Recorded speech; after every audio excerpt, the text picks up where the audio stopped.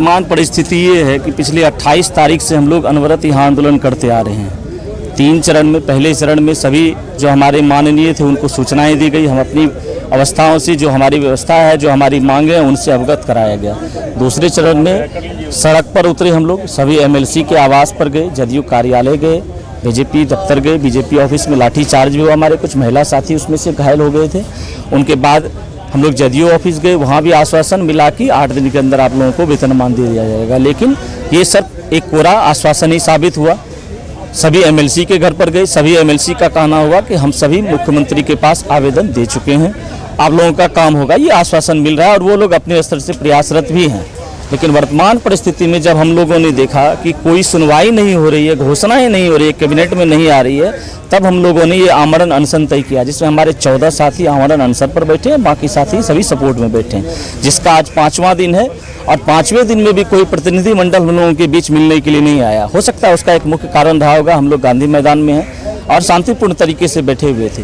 तो अब जो हम लोगों का चरण होगा, अब हम लोग गर्दनी बाग की ओर प्रस्थान करेंगे, वहाँ से अनुमति लेकर के रहेंगे और जो चरण होगा वो बृहद होगा। सरकार को समझनी होगी कि ये लोग जो इतने दिन से आमरण अनशन पर बैठे हैं और लगातार आंदोलन कर रहे हैं, अगर इनकी बातों को हम अनसुना करेंगे और ये लोग चुपचाप वापस घर चले जाएंगे तो इस बार ऐसा कुछ होने वाला नहीं है। उसका मुख्य कारण है हम लोग किसी संगठन के द्वारा नहीं है जो आप हम पर दबाव बनाइएगा, हम सभी स्वतः स्फूर्त आंदोलन के तहत यहाँ पर आए हैं, भिन्न भिन्न 38 जिले से आए हैं। इसलिए इस बार जब तक हमारी मांगों को पूरी नहीं की जाए, और हमारी मांग कुछ ऐसी नहीं है कि वो सरकार पूरा नहीं कर सकती थी। पहले की सरकारें जो हैं वो कहती थी कि हमारे पास पैसे की कमी है, अर्थ का कमी है, जबकि अभी वर्तमान परिस्थिति है जिसका आंकड़ा हम लोगों ने दिया है 66,000 करोड़ का बजट है, उसका 1% भी अगर वित्त रहित संस्थानों पर कर दिया जाए, जो कि 1400 प्लस संस्थान है, ये आंकड़ा सरकार के पास हम लोग दे चुके हैं, ऑफिस में भेज चुके हैं। वो 1% भर दे देने से हम तीनों जो माध्यमिक, इंटर और डिग्री के विद्यालय के शिक्षक शिक्षकेतर कर्मचारी हैं, उन सभी का मासिक वेतन तय हो जाएगा, महीने महीने उनके खाते में राशि आने लगेगी। जो हम लोगों की ये डिमांड भी नहीं है कि हम लोगों का कोई ऐसा डिमांड नहीं है कि हमको आप किसी के समतुल्य बराबर दीजिए, आपके पास जो स्थिति है, जिस स्थिति में उसे एक नियत मासिक वेतन तय कर दीजिए। अगर इस बार ऐसा जल्द से जल्द नहीं किया गया तो अब जो आंदोलन की रूपरेखा होगी वो सरकार की ईंट से ईंट बजाने के लिए होगी। और इस बार सरकार ये ना सोचे कि हम लोग इस तरह से 18 दिन 17 दिन करके वापस आंदोलन बंद करके चले जाएंगे। इस बार रूपरेखा जो हो, जैसे भी जो भी करना पड़े, हम लोग शिक्षक हैं और इस मर्यादित रहते हुए हम लोग अभी तक आंदोलन कर रहे हैं और कोशिश करेंगे कि मर्यादित रूप से लोकतंत्र में जितने तरीके हैं, आंदोलन के जितने तरीके, अपनी बातों को हम जितने तरीके से रख सकते हैं वो सभी हथकंडे इस बार अपनाएंगे। लेकिन जब तक वेतनमान की घोषणा नहीं होगी हम सभी यहाँ से जाने वाले नहीं हैं, पटना छोड़ने वाले नहीं हैं। सरकार को इस बार सुनना होगा, इसके अलावा और कोई उपाय नहीं है। आज यहाँ से आप लोग गांधी मैदान जाने वाले, ये गर्दनी बाग जाने वाले हैं। देखिए, ये तो हमारा शीर्ष नेतृत्व तय करेगा, चूंकि गर्दनी बाग ही सभा धरना स्थल है और हम लोग वहाँ इससे पहले 40 वर्षों से आते रहे हैं। एक एक दिन का धरना प्रदर्शन होते रहा है संघ संगठन के द्वारा, लेकिन फलाफल शून्य होता है। इस बार अगर गर्दनी बाग ही जाना पड़े या जहाँ अनुमति मिलेगी, हम लोग एक दिन के लिए जाने वाले नहीं है, यहाँ भी दिन रात रह रहे थे। आप यहाँ के प्रशासन से पूछ लीजिए। एक मुख्य बात देखिए, जानने वाली बात क्या है, सरकार की कूटनीति को समझा जाए कि हम लोग यहाँ पिछले 5 दिन से आमरण अनशन पर हैं।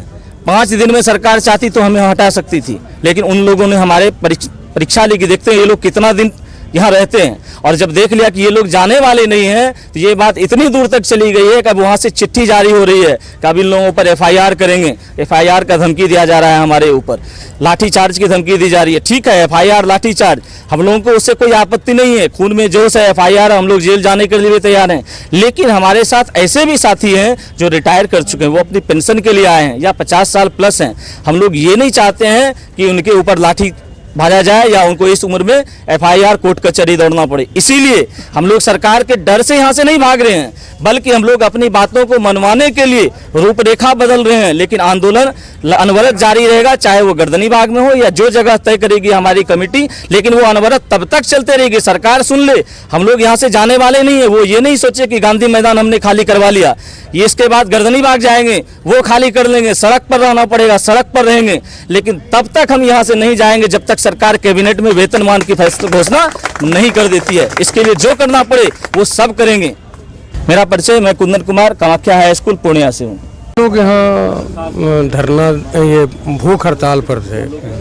आपने लिखा है कि राज्य का कलंक वित्त रहित शिक्षा, ये तो जगन्नाथ मिश्रा के समय से चला रहा है। आज आप लोग जब निकट समय में चुनाव है और आप लोग आज सरकार पर दबाव बना रहे हैं, तो मेरा ये कथन है कि 28 तारीख से यह धरना चल रहा है, एएनवी फोरम के अंतर्गत चल रहा है। एक ही मांग है कि हम लोग को वेतनमान चाहिए, तो उसके लिए हम लोग 28 तारीख से यह चल रहा था और 9 तारीख से भूख हड़ताल भी हमारे 4-5 साथी कर रहे हैं। पूरे बिहार के तमाम साथी हम लोग एकजुट है इस मुद्दे पर।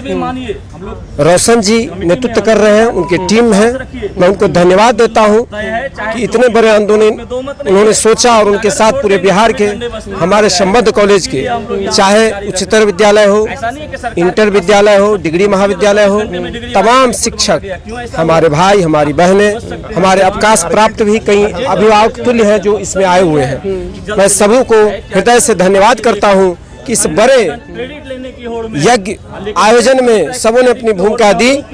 गांधी जी के मूर्ति के सामने गांधी मैदान में बहुत ही ऐतिहासिक आंदोलन है। सरकार पर भी दबाव है, सरकार को भी अब लग रहा है कि इनकी मांग जायज है और हम लोगों के आगे अब सरकार भी जल्द से जल्द इसका कोई निराकरण होगा और निराकरण के बाद ही हम लोग यह धरना आयोजन को समाप्त करेंगे। और यह वित्त रहित जो है, लाखों परिवार बेघर हैं, भूखे हैं, इसलिए इस पर निश्चित रूप से सरकार मंथन करके और हम लोगों को उचित अधिकार और जो ये है वेतनमान देने का काम करें। मैं उनके कदम के साथ खड़ा रहूंगा, मगर हम लोगों के साथ खड़ा रहें। कब तक आंदोलन चलेगा? जब तक हम लोग का वेतनमान नहीं मिलेगा। एक ही इशू है कि हम लोग को वेतनमान चाहिए, अनुदान नहीं, वेतनमान। क्योंकि अनुदान एक सम्मानजनक चीज नहीं हुआ, एक सम्मान के लिए अनुदान शब्द अच्छा नहीं है। वेतनमान शब्द अगर हम लोगों के साथ जुड़ जाएगा तो हम लोगों का प्रतिष्ठा भी बढ़ेगा, हम लोग का समाज में इज्जत भी बढ़ेगा। अनुदान कहने से हम लोग नीचे की तरफ हो जाते हैं, समाज में एक प्रतिष्ठा नीचा हो जाती है, इसलिए वेतनमान शब्द जुड़ जाए, बस यही हम लोग की एक मांग है। आपका परिचय? मेरा नाम हुआ doctor Sanjeev Kumar Jha, PLM college Jhanjharpur Madhubani degree college से। आज का नहीं है, ये लगभग जो है 40 वर्षों से ज़्यादा दिनों का है। और हम लोग का जो मुतालबा है वो ये है कि सरकार जो ग्रांट देती है उसके बजाय जो है माहाना वेतन दे, और रियासती हुकूमत के लिए ये इन इदारों को माहाना देना कोई मुश्किल काम नहीं है। अब ये है कि इस दफ़ा का जो धरना प्रदर्शन है एक लंबे मुद्दत से चला आ रहा है, और हम लोग जितने भी लोग घर से आए हैं, रियासत के कोने कोने से आए हैं, ये तहैया करके आए हैं, ये अज़्म मुसम्मम करके आए हैं कि जब तक कि हमारे मुतालबात को रियासती हुकूमत मान नहीं लेती है तब तक हम अपने घरों को वापस जाने वाले नहीं हैं, भले ही धरना का स्थल हम लोग को बदलना पड़े। और मैं रियासती हुकूमत से पुरजोर मुतालबा करूँगा कि हम लोग के मुतालबात पर संजीदगी से गौर करते हुए इन इदारों को माहाना तनख्वाह देने का काम करे। मैं डॉक्टर मोहम्मद सदर आलम सिद्दीकी।